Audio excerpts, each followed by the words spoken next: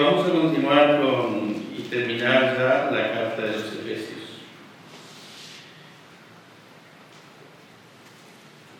Quiero leer el capítulo 6. Y vamos a leer ya todo el capítulo. Dice así: hijos, obedeced en el Señor a vuestros padres, porque esto es justo. Honra a tu padre y a tu madre, que es el primer mandamiento con promesa, para que te vaya bien y seas de larga vida sobre la tierra. Y vosotros, padres, no provoquéis a ira a vuestros hijos, sino criadlos en disciplina y amonestación del Señor.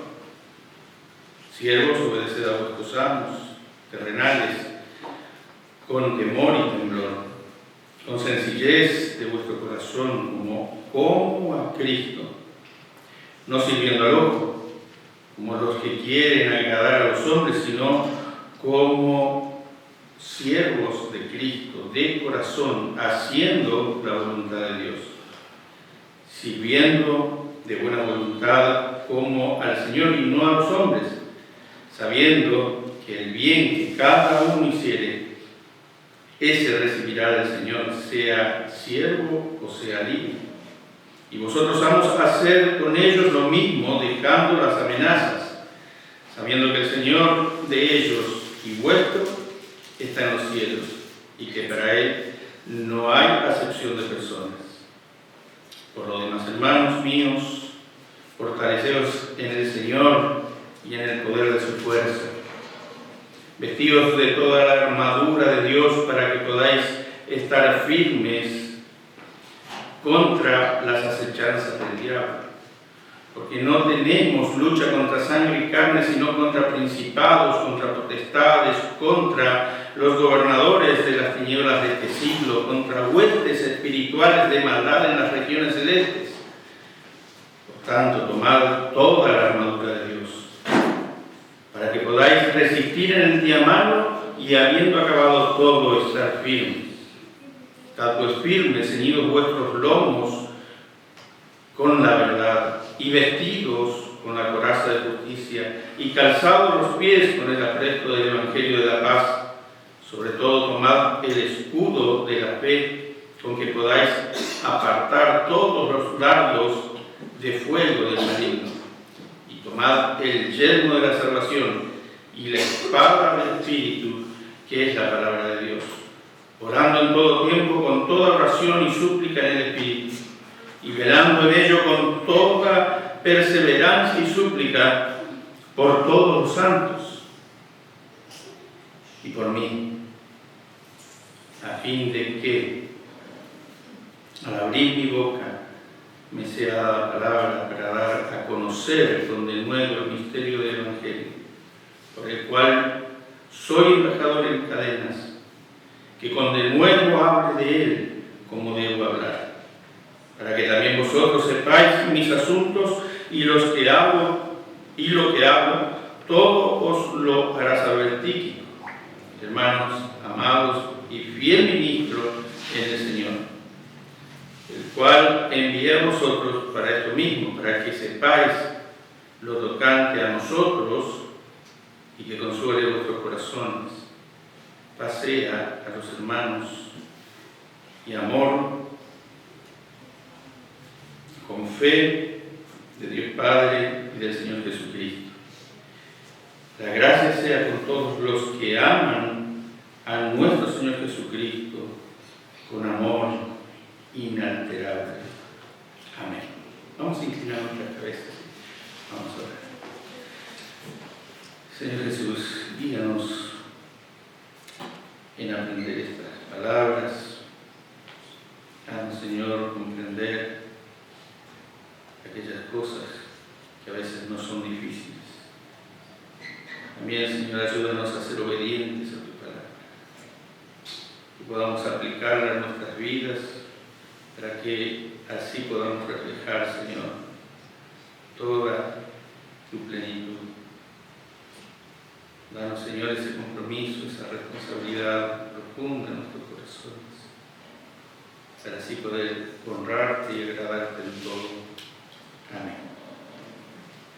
Decíamos que a partir del capítulo 4 hasta el 6, Pablo daba las instrucciones cómo llevar adelante una vida práctica, cómo la iglesia debía practicar el Evangelio. Primero les habló de cosas profundas, como que hemos sido escogidos antes de la fundación del mundo para ser el cuerpo de Cristo. Les enseñó que eso era posible porque el mismo Espíritu de Dios que obraba en Cristo también obra en la iglesia y obra en cada uno de nosotros. Eso les explicaba en el capítulo 1. Pero también les dijo Pablo, ustedes fueron elegidos, pero no porque hayan sido bellos, de pura gracia de Dios, porque eran ustedes pecadores, llevados por el espíritu del mundo que operaba en ustedes. Pero ahora ustedes y nosotros hemos sido rescatados por gracia, en capítulo 2, para que nadie se gloríe. Ninguno entre ustedes puede gloriarse, les decía a los hermanos de Éfeso, de nada, porque el Señor les rescató por gracia. Pero sin embargo, Él en su gracia también estableció las obras en que ustedes deberían andar. Creados en Dios para buenas obras, las cuales Él preparó de antemano para que nosotros anduviésemos en ellas. Así que Pablo les decía que todo dependía de la voluntad de Dios. Desde un principio, desde antes de la fundación del mundo hasta su vida diaria, dependía de que el Espíritu de Dios opere en ellos por gracia. Esa gracia se hace manifiesta en el creyente que cree. Y entonces decía que en su oración él deseaba que comprendiese cuál fue el tamaño del amor de Dios, que excede todo conocimiento. Entonces, Pablo, así como hablaba de la gracia de Dios y del propósito de Dios de tomarnos a nosotros de entre los pecadores y por gracia simplemente, porque Él se dispuso así. También les decía, el Señor ahora los hace responsables para que anden en los caminos que Él preparó de antemano. Entonces, la dependencia de la iglesia y del cristiano de Dios es absoluta. La voluntad del hombre depende de su entrega al poder de Dios que obra, como obró en Cristo, obra también en el creyente. Entonces, Pablo los llevó a los hermanos hasta este punto y comienza a hablar de la iglesia, de la vida práctica, que es posible únicamente si el Espíritu de Dios opera en nosotros. Y el capítulo 5 comienza diciendo: andad en amor como también Cristo nos amó y se entregó a sí mismo por nosotros, ofrenda y sacrificio a Dios en olor fragante. Cristo se entregó por nosotros por amor. Y esa expresión de Pablo tiene mucho que ver con los pasajes estos que recién recité, en que Pablo les decía a los hermanos de Éfeso en el capítulo 3, para que habite Cristo por la fe en vuestros corazones, a fin de que arraigados y cimentados en amor. ¿En qué amor? Sean plenamente capaces de comprender con todos los santos, o sea, con toda la iglesia, cuál sea la anchura, la longitud, la profundidad y la altura, de conocer el amor de Cristo, que excede todo conocimiento. De ese amor Pablo está hablando en el capítulo 5. Es muy común escuchar decir, cuando hablamos sobre la iglesia o sobre el comportamiento de los creyentes, dice: sí, mucho amor, pero ahí no se ve mucho amor que digamos. La Biblia nos habla del amor de Cristo. como el objetivo, como el ideal al que aspira todo creyente. No hablamos de nuestro amor, hablamos del amor de Cristo operando en nosotros. Cuando comprendemos esto, nuestras actitudes, nuestras formas de conducirnos con los hermanos, nuestra tolerancia, todo cambia. Porque recordamos el amor de Cristo hacia mí y cómo yo voy a tener una actitud despreciable hacia los demás. Entonces, el tema es comprender el amor de Cristo para, a través de comprender ese amor, podamos conducirnos en nuestras vidas y ser guiados por ese amor. ¿No es cierto? Es el ideal que debería buscar cada cristiano. Ayer Mati nos habló sobre el matrimonio. Y sí, seguramente alguno puede decir, bueno, espera que pasen unos años y vas a ver cómo te va. Y sí, ¿cierto? Hay que esperar que pasen unos años y vemos cómo nos va. ¿Cómo aplicamos las instrucciones que la palabra de Dios nos da para que nuestro matrimonio sea un matrimonio conducido por el amor de Dios? En este capítulo 5 y 6, hasta el verso 9, la Biblia establece, la palabra de Dios nos establece cómo debemos conducirnos. Y Dios nos dio roles para conducirnos. Satanás en su maldad viene constantemente queriendo desvirtuar lo que es el matrimonio, queriendo desvirtuar cualquier tipo de autoridad, porque no es solo en el matrimonio donde comienzan los problemas sociales. Cuando yo iba a la escuela, llegábamos al aula, estaba el profesor o la maestra parada en la puerta y cada uno calladito entraba, se sentaba. Pasaba la maestra y decía, buenos días señorita, o buen día profesor, tomen asiento.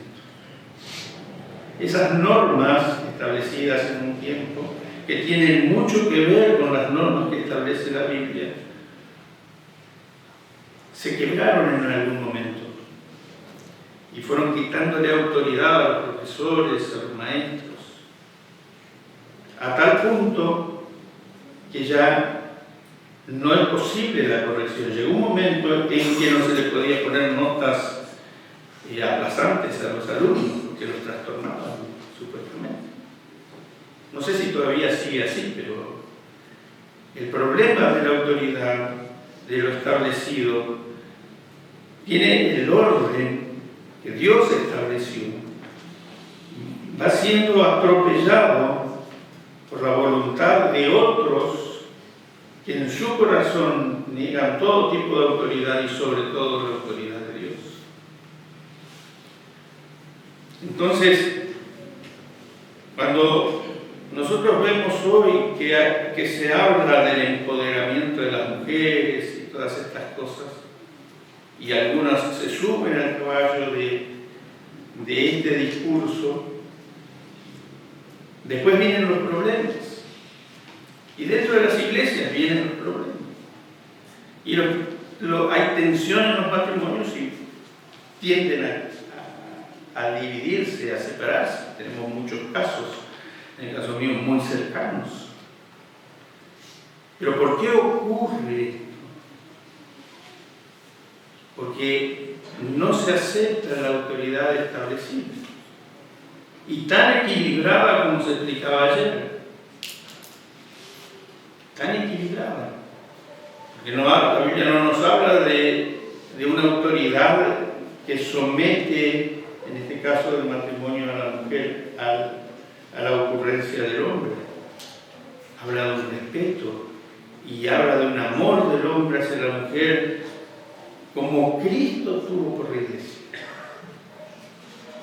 Entonces, cuando hay problemas en nuestros matrimonios, que suelen surgir, cada uno individualmente tiene que pensar, ¿respeto a mi esposo como lo debo respetar?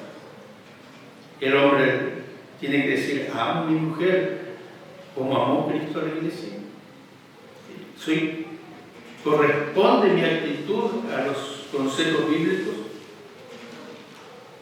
Muchas veces llegan a la congregación personas que han sufrido los avatares, los problemas que el mundo le ha presentado. Han roto 1, 2 y quizás más matrimonios por problemas que no pudieron solucionar. Sin embargo, vienen a Cristo, se entregan a Él y ponen la palabra de Dios en práctica para sí.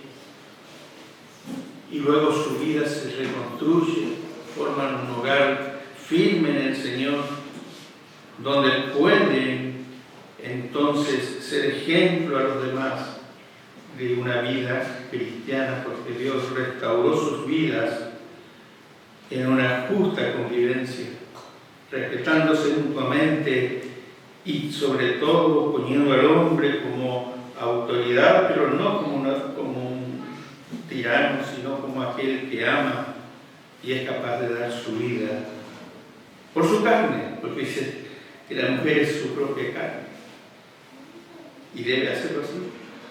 Y como dijo, seguramente a las mujeres le pasará lo mismo, ¿no? Los hombres simplemente no lo pueden entender. Nadie dice que la entienda. Ámala y haz con ella como harías con tu propio cuerpo, cuídela. Así que ese principio avanza en el capítulo 6, hablando sobre cómo deben ser los hijos, cómo deben ser en este caso, los siervos, los esclavos. Hoy ya no hay eso, pero hay trabajadores, empleados, cómo deben ser y cómo deben ser los amos, cómo deben ser los patrones. O sea que toda la vida social es influenciada por el Evangelio. No es la iglesia nada más, no es compartir un momento, sino salir afuera y comportarnos también como quien honra en primer lugar a Dios, para que de nosotros los demás no digan nada, y menos de Cristo, quien nos salvó. Entonces, el comportamiento dice: hijos, obedeced en el Señor a vuestros padres, porque esto es justo. Honra a tu padre y a tu madre, que es el primer mandamiento con promesa para que te vaya bien y seas de larga vida sobre la tierra. Ama a tu padre y a tu madre, dice el mandamiento. ¿Y cómo sigue? Éxodo 20.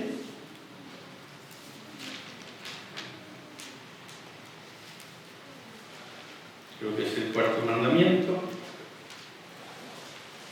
Vamos a leer así no nos equivocamos.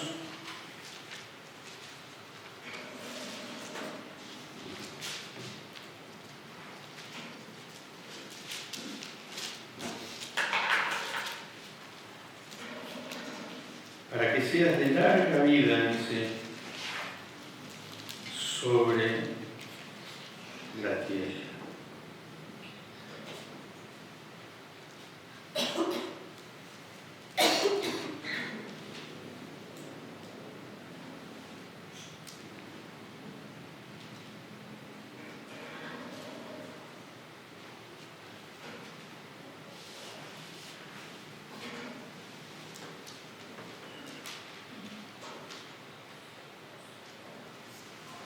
El verso 10 del capítulo 20.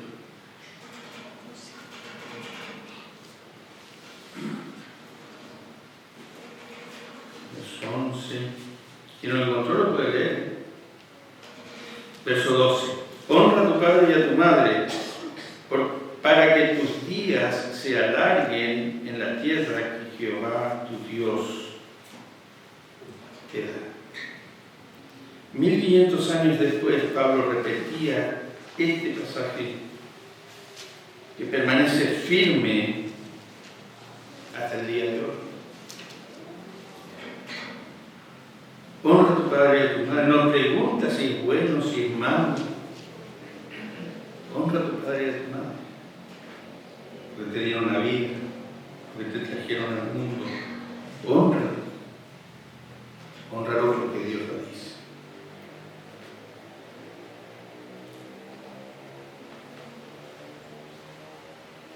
Si eso falta en el corazón de los hijos, una sociedad se vuelve un desastre. Se vuelve un desastre. Y lamentablemente vemos ejemplos de ello en nuestro tiempo.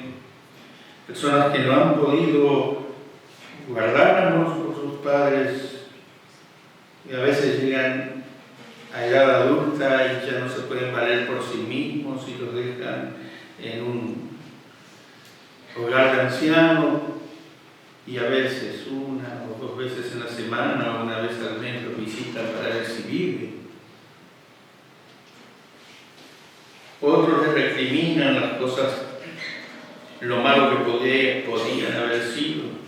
Nada de esto dice la Biblia que un creyente tiene que guardar en su corazón. Ama a tu padre y a tu madre. Ama a tu padre y a tu madre.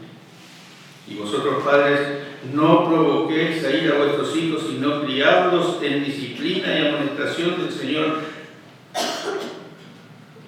Yo tengo 5 hijos que me están mirando.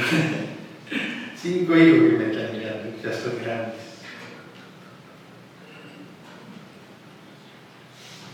Y sinceramente, me reprocho muchas veces muchas cosas. Pero uno no puede borrar lo que está atrás. Entonces, el buen consejo de la palabra de Dios está presente en nosotros. Nos evitaría muchos disgustos. Pero la gracia de Dios nos ayuda a los padres creyentes. Hasta aquí el Señor, en el caso mío, ¿no? Hasta aquí el Señor nos ha ayudado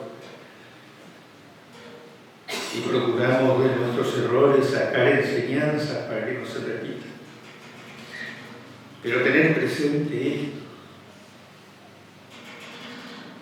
Y vosotros, padres, no provoquéis a ira a vuestros hijos, sino criadlos en disciplina y amonestación del Señor. Llegará el tiempo en que se sacarán el yugo de los padres y caminarán solos. Pero mientras estén en el hogar, mientras nuestra responsabilidad sea criarlos, poder hacerlo con amor y con mano firme. Aunque a veces duela, sabiendo que nos podemos equivocar, pero siempre temiendo a Dios en nuestras actitudes. Yo les reprocho a mis hijas algunas cosas, ahora que son grandes y me contestan, sin que yo les pueda decir algo, salí a vos, me dice. Y uno se siente un poco orgulloso, pero ojalá que nos salga en todo lo bueno por lo menos, ¿no es cierto? Pero siempre doblar nuestras rodillas al Señor pidiendo la guía que es necesaria. Siempre instruyéndolos para que ellos teman a Dios en sus actitudes, en el camino de la vida. Me acuerdo que Meli comenzaba la secundaria y yo la llevé, la dejé y le dije, hija, este camino lo vas a tener que hacer sola, así. Pero no te olvides que sos creyente. Teme a Dios. Y el principio de la sabiduría es el temor a Dios. Y siempre orando al Señor para que no se equivoquen, y si se equivocan, que puedan ir a los pies del Señor, pedir perdón, levantar la cabeza Así que como padres nuestra responsabilidad es conducirlos, pero sobre todo conducirlos a Cristo, a temer a Dios, a honrarle, a saber que ellos caminan como hijos de Dios y que más que ofenderme a mí, ofenden al Rey de Reyes, Señor de señores. Camino de los hijos debe ser allanado debe ser acomodado por los padres para que los hijos vean mejor su comportamiento ante Dios primeramente. Después dice de los siervos, obedeced a vuestros amos terrenales con temor y con temblor, con sencillez de vuestro corazón, como a Cristo, con sencillez de corazón como a Cristo. O sea que aquellos que cumplen una función, que están ubicados en un lugar porque Dios los puso ahí, honren a Dios con sus actitudes, con su comportamiento, con su respeto a aquellos que tienen autoridad sobre ellos. Así como la mujer respeta al varón, el hijo respeta al padre, el siervo respeta al patrón, también dice que los amos hacer con ellos lo mismo, dejando las amenazas, sabiendo que el Señor de ellos es bueno. Está hablando a creyentes que tienen autoridad sobre otros. En este caso eran amos que tenían autoridad sobre sus siervos. La Biblia, con pocas palabras, es tan equilibrada, tan fácil de entender. Sin embargo, vemos hoy muchos que maquinan cómo van a trampearlo al patrón y se dicen creyentes. Y vemos muchos patrones que maquinan cómo van a trampear a sus empleados y se dicen creyentes. Esto se llama a toda la organización social donde están incluidos los creyentes a pensar cómo nosotros glorificamos a Dios con nuestros actos. Cómo nosotros glorificamos a Dios con nuestros actos. Y después de hacer estas recomendaciones que todas tienen el mismo principio, de donde estamos, respetemos a los que están con una autoridad más allá que nosotros y glorifiquemos a Dios con nuestros actos. Ahora Pablo les dice por lo demás, vamos a agregar algo más, hermanos, para que ustedes comprendan. Por lo demás, hermanos míos, fortaleceos en el Señor y en el poder de su fuerza, sentándole a su diestra en los lugares celestiales. ¿De dónde proviene el poder del creyente? Del mismo poder que operó en Cristo. Ese mismo poder opera en ustedes y opera en mí para vencer al enemigo. Vestidos de toda la armadura de Dios para que podáis estar firmes contra las acechanzas del diablo. Por lo demás, hermanos míos, fortaleceos en el Señor y en el poder de su fuerza. Ahora, ¿de dónde el creyente saca fuerza?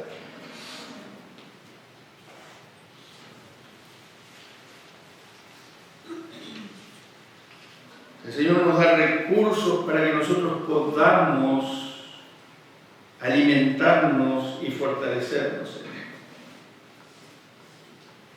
Si nosotros no dedicamos el tiempo a la lectura de su palabra para escuchar a Dios, entonces no nos alimentamos de su palabra. si nosotros no dedicamos un tiempo de oración para recibir y dar, para ir ante Dios y hablarle de nuestras debilidades, de nuestra necesidad de recibir esa fortaleza que muchas veces nos falta. Entonces, difícilmente podremos estar fortalecidos en el Señor. Si vamos a los ejemplos anteriores, si hay problemas, si tengo problemas en el trabajo porque discuto con el patrón, porque discuto con otro, con el capataz y vivo discutiendo, es porque no leí su palabra, no entendí el mensaje. Si vivo las patadas con mi señora, una expresión muy castellana, si vivo mal con mi señora, es porque no estoy aplicando los principios que la palabra de Dios me da. O yo o ella. Entonces, busco yo en la palabra del Señor ser fortalecido con el poder de Dios. Porque el poder de Dios me da fuerza para que mi carácter sea doblegado para gloria de Dios.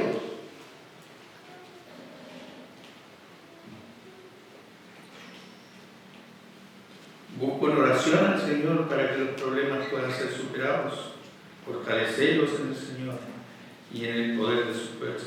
Y entonces nos habla a partir de aquí de la armadura del creyente. Debemos ser revestidos de la armadura del creyente. Y da los ejemplos de cómo es esta armadura. Es una ilustración para que el creyente comprenda cómo el poder de Dios nos reviste completamente. Para que nosotros, ahí escondidos dentro de esa armadura, podamos vencer a Satanás.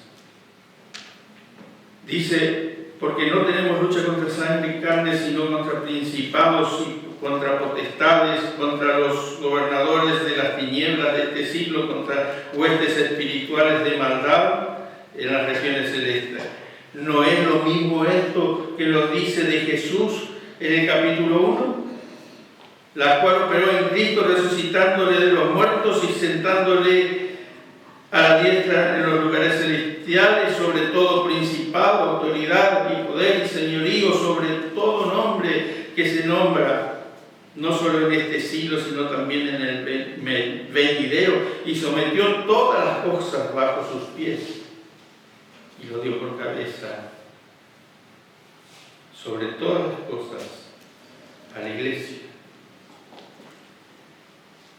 Nuestra lucha no es distinta, pero Cristo triunfó antes por nosotros y nos promete, nos declara en esta palabra de que su poder opera en nosotros para que nosotros podamos de esta manera vencer las acechanzas del diablo.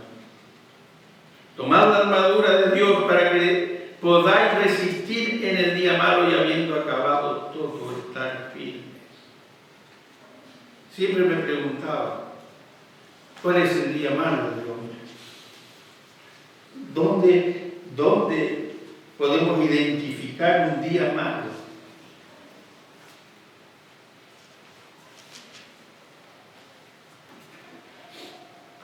Podemos de alguna manera mirar cuando Jesús fue tentado. Podemos mirar a Jesús en el Getsemaní. Podemos mirar nosotros muchas situaciones donde parecería que el mundo se desarma delante de nosotros. Sin embargo, podemos estar firmes en ese día. Hay un día terrible para el hombre, un día que quizás pase a alguno, y es el día aquel donde la fe en la obra redentora de Cristo quiera tener su duda, y ese día sería terrible. Dudar de la posibilidad de la salvación. Dudar, hacer de la salvación una cosa posible y una cosa cierta. Dudar. Encontrarnos ante la muerte y temblar porque ya se acerca.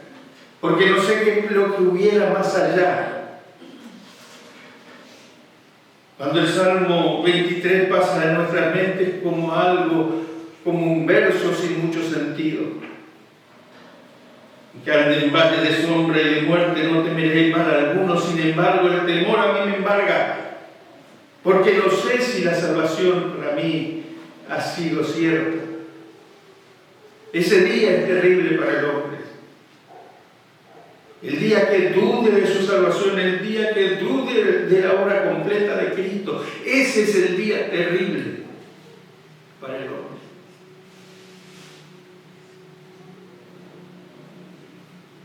Sin embargo, los creyentes confiamos en el Señor. Podemos recordar a Pedro, cuando Jesús le dijo que le había de negar, le dijo: yo rogué al Padre para que tu fe no falle. Sin embargo, Pedro le negó. Le negó 3 veces y lloró y se fue lejos del Maestro.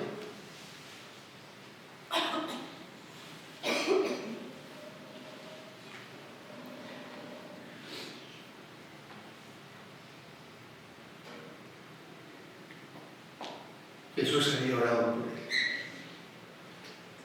Y aunque fue flaco en su actitud, la fe trascendió más allá que aquel hecho. Le negó de labios, pero en él permaneció la fe. Fue Pedro, uno de los primeros discípulos que se acercó al sepulcro. Y fue a Pedro a quien le encargó: apacienta mis corderos. Y nosotros confiamos que así como es débil muchas veces nuestra fe, tenemos a alguien que intercede por nosotros, nuestro Señor. El día malo me puede llegar, puede en las tormentas llevarme a dudar que el barco de la salvación llegará a su puerto. Pero si estoy en el barco, aunque mi duda sea grande, el barco llegará igual conmigo arriba.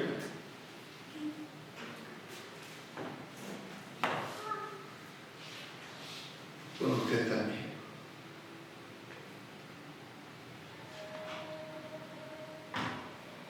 Y dice así: estad pues firmes, ceñidos vuestros lomos con la verdad, vestidos con la coraza de justicia, calzados los pies con el apresto del Evangelio de la paz, sobre todo tomad el escudo de la fe, con que podáis apartar todos los dardos de fuego del maligno.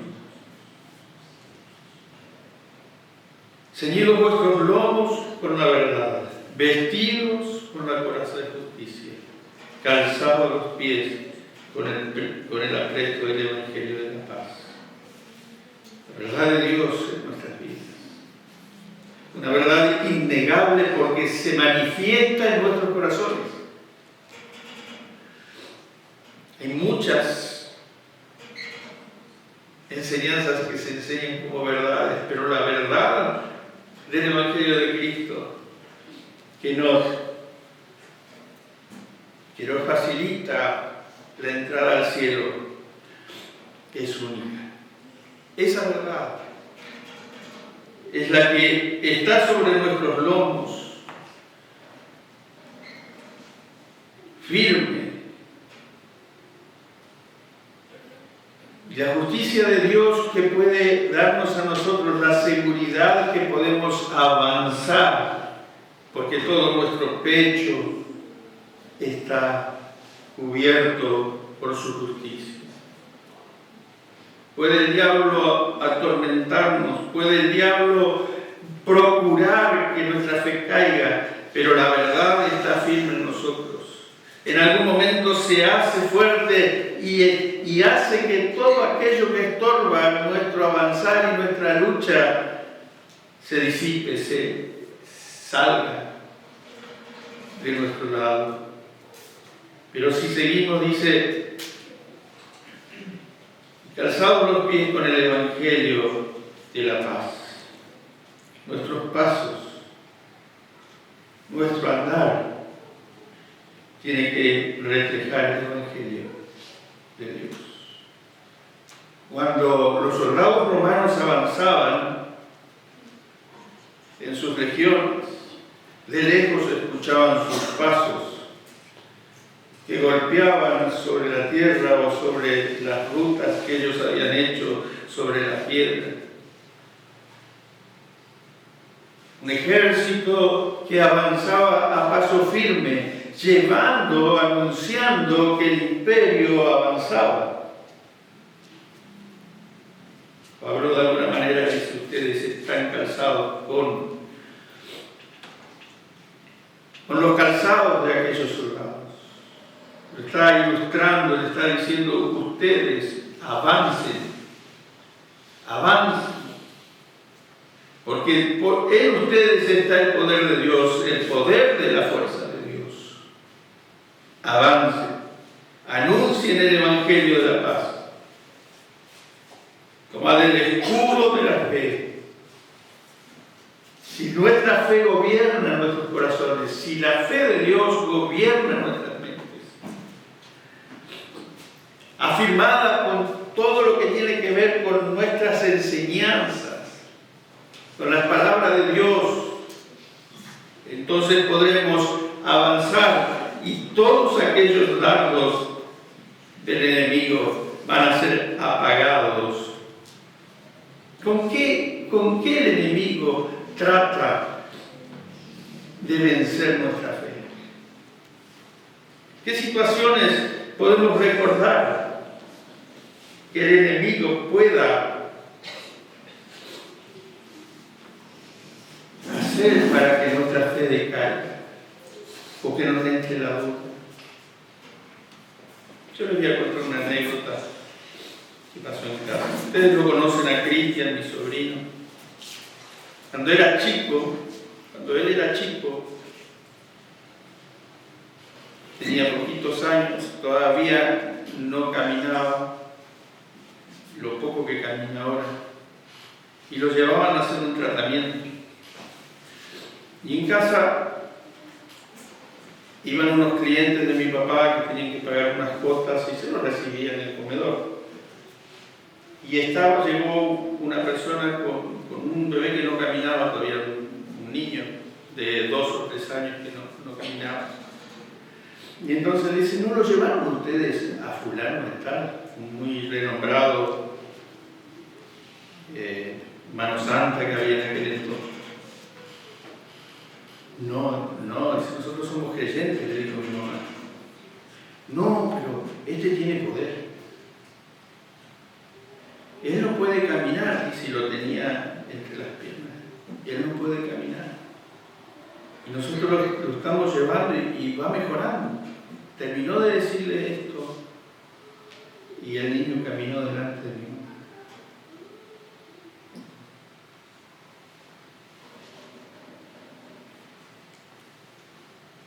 Quiero decirles que hay poder en las obras del enemigo. Y nuestra fe a veces puede ser tentada. Se fue a hacer llorar y mi mamá lloraba por su nieto, porque él no podía cantar. A veces soportar la voluntad de Dios es más difícil, así dice un escritor creyente, que soportar la voluntad de Dios es más difícil que hacer. Y nosotros podemos hacer gustosamente la voluntad de Dios, pero soportarla es difícil. Por eso dice acá, porque no tenemos lucha contra sangre y carne, sino contra principados, contra potestades, contra los gobernadores de este siglo, contra huestes espirituales de maldad en los lugares celestes. Satanás sabe dónde va a apuntar cuando quiera que su fe flaquee. Pero el que tiene su fe puesta en Cristo, sometida a la voluntad de Dios, con el escudo de la fe, podrá apartar los dardos del enemigo. El Señor nos ayuda a nosotros a estar firmes en la fe. Ceñidos vuestros lomos con la verdad, vestidos con la coraza de justicia y calzados los pies con el apresto del Evangelio de la paz. Sobre todo tomad el escudo de la fe, con que podáis apagar todos los dardos del fuego del maligno. Y ahora dice, tomad el yelmo, el casco de la salvación y la espada del Espíritu, que es la palabra de Dios. ¿De qué serviría la espada? ¿De qué serviría el calzado, el escudo, si la cabeza no está protegida? Si nuestra cabeza no está totalmente protegida de engaños y cosas extrañas, con el conocimiento profundo de la salvación a la que Dios nos ha llamado. Pablo dice que esa salvación en nosotros nos va a proteger de la espada del enemigo. El casco romano era esa cosa metálica que evitaba que llegue la espada a su frente, a su pera, a su cabeza.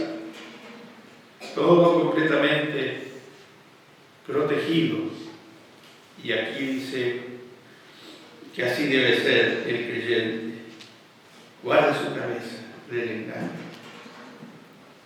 Fortalézcase en el Señor, en el conocimiento de su palabra, para que entonces, al usar la palabra del Señor, la puedan usar bien.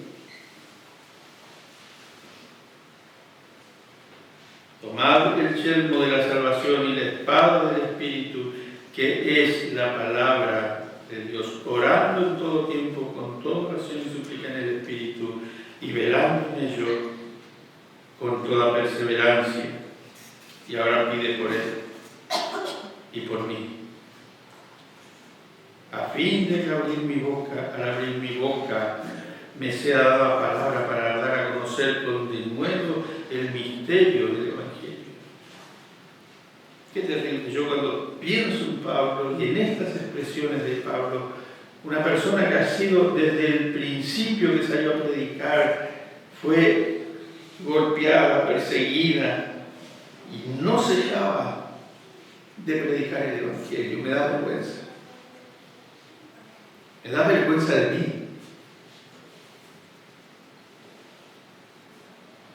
Pero él sabía que necesitaba de esa iglesia y de las demás iglesias que oren por él para que él pueda predicar esa palabra. Que al fin de que abrir mi boca me sea dada palabra para dar a conocer con denuedo el misterio del Evangelio, por el cual soy embajador en cadenas, que con denuedo hable de él como debo hablar. Y él estaba preso y no callaba. Después vienen las salutaciones finales. Ahora dice, para que también vosotros sepáis de mis asuntos y lo que hago, todo os lo hará saber Tíquico, hermano, amado y fiel ministro en el Señor, el cual envía a vosotros para esto mismo, para que sepáis lo tocante a nosotros y que consuele vuestros corazones. Paz sea a los hermanos y amor con fe. De Dios Padre, del Señor Jesucristo, la gracia del Señor sea con todos los que aman a nuestro Señor Jesucristo. con amor inalterable. Así que terminamos esta carta recordando así, sus primeros capítulos nos habla de que hemos sido nosotros escogidos antes que el mundo fuese. Se nos ha dado una herencia, se nos ha hecho propios de Dios, Dios se apropió de nosotros, adoptándonos hijos suyos y sellándonos con el Espíritu Santo, para que nosotros, a través de la operación del Espíritu Santo en nuestras vidas, seamos su cuerpo, la plenitud de aquel que todo lo llena en todo, termina diciendo el capítulo 1. Y esto ocurre por gracia de Dios, no por nosotros, para que vivamos una vida de acuerdo a sus mandamientos, de acuerdo a las obras que Él preparó de antemano para que nosotros vivásemos en ello. Y nos dice, háganse fuertes del Señor, en el poder de su fuerza. Vivan como creyentes, respétense, obedezcan a Dios en todo, porque así conviene a los santos. Oren por mí, para que sigan predicando. Qué terrible. Que el Señor nos guarde y podamos poner en práctica todo lo que la palabra de Dios nos dice. Que el Señor les bendiga.